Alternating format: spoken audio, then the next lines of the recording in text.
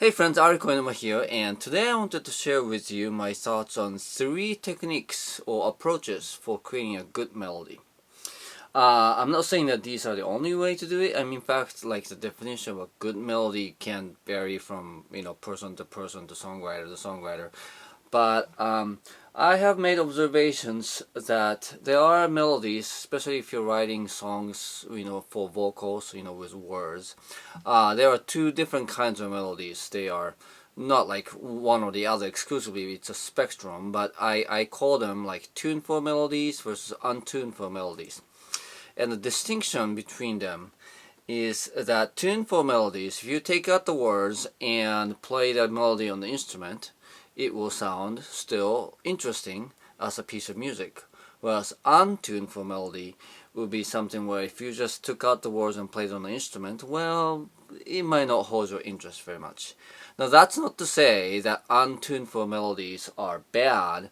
In fact, untuneful melodies often help the listener to focus on the words better. So depending on the context and what you're going after, untuneful melodies are perfectly effective and a good musical expression.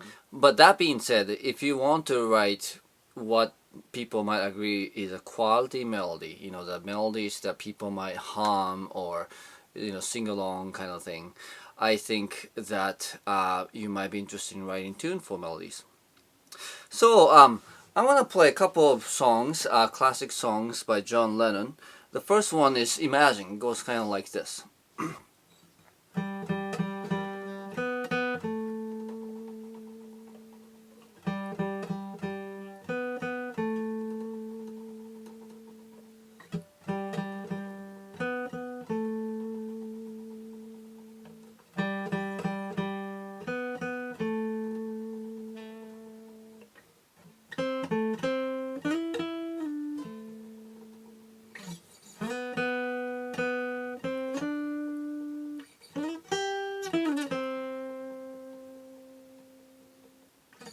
Alright, so that one I consider to be somewhere in the middle between tuneful versus untuneful melody. As you saw, if I just play it, there's not a whole lot going on.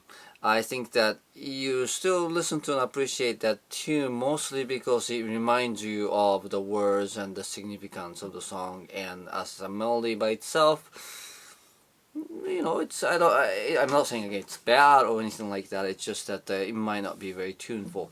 Now, in contrast, here is a melody from In My Life. It goes something like this.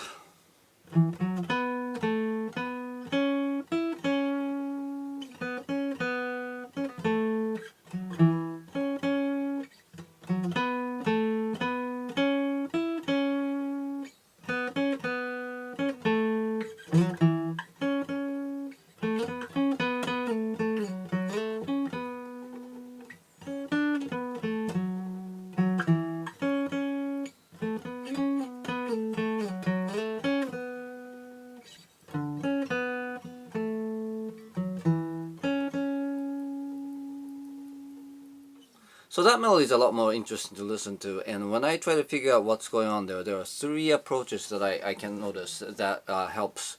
The first one is to use more what I call triadic melodies, meaning instead of going up and down the scale there, which can still happen. The stepwise motion in the scale is like the foundation of a melody, right? But whenever possible, it's nice to include a jump in there. So something like right, that's a fourth. That's a bigger jump there. So if I were to play something like that, right? That would sound a lot smoother, but he has a jump.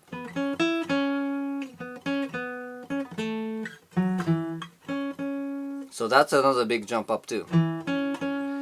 But he's not going to just some random notes. It's always sort of notes that are framing the chords, so that you can feel the harmony that is making up the melody there. So bigger jump in melody is a good thing. It gets people's attention, and then when it fits the chords or the harmony underneath it, that's even better. So that's the approach number one. The second one is to think of it as an arch. So you want to think about going in one direction and then coming back, right? So something like, so that there's a bit of going sort of a almost like a wave shape, right? And it's going up, and then but then right at the end there's a arch at the end. Okay, so that melody starts out going down, but then there's a big jump at the end to go back up, right?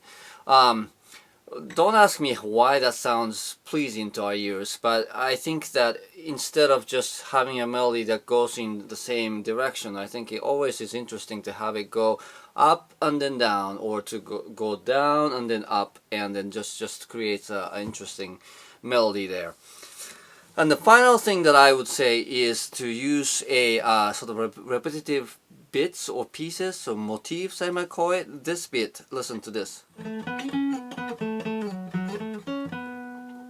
Right, so that's a really simple melody, but and the rhythmically too. It's just going down the scale there, but the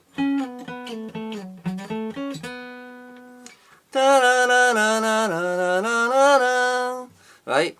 There's definitely a pattern there, and when you create a pattern in a melody, that definitely sticks out too. It could be pattern in terms of the shapes, like that kind of thing, or it could just be a rhythmic pattern, right?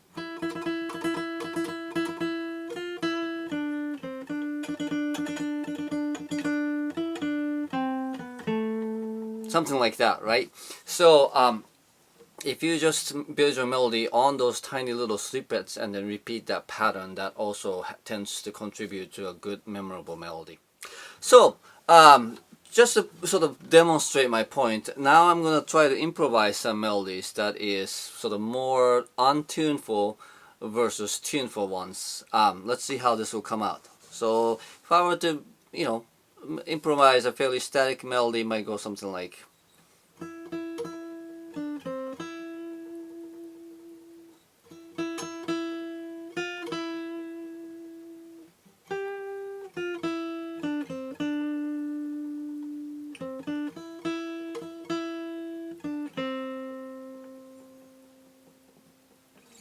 right? So that's fairly standard or predictable melody. Let's see if I can create something a little more interesting.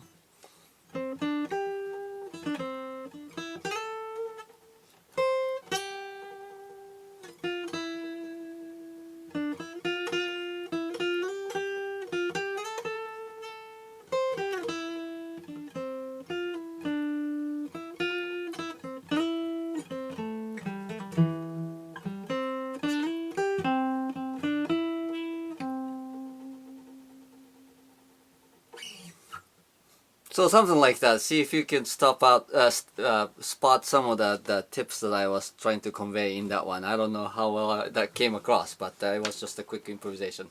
Alright, so that's it for today. Thanks for watching. I hope you found this little tutorial useful, and that if you enjoy this, I do my own original music. I also analyze other people's songs, and I do this kind of lessons as well. And my personal interest or passion is what I call impactful music. Music that touches listeners' heart in meaningful ways. So I'm always on the lookout to see what it takes for us to create music like that. So I'll be making more videos along those lines. So I hope you subscribe and check me out. Thanks.